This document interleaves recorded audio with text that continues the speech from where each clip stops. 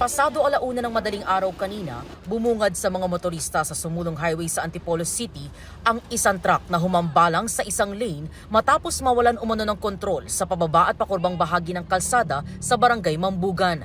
Ayon sa driver ng truck, galing silang Lucban, Quezon at magdi-deliver sana ng mga itlog sa Bulacan nang maganap ang aksidente. Medyo basa po kasi yung daan, tapos pababa po ako.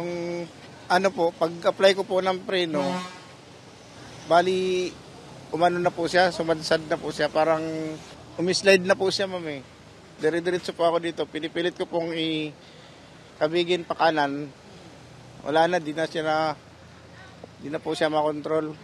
Inararo ng 6-wheeler ang isang L300 van at 2 motorsiklo na nakaparada sa gilid ng kalsada. Wala namang nasawi sa aksidente.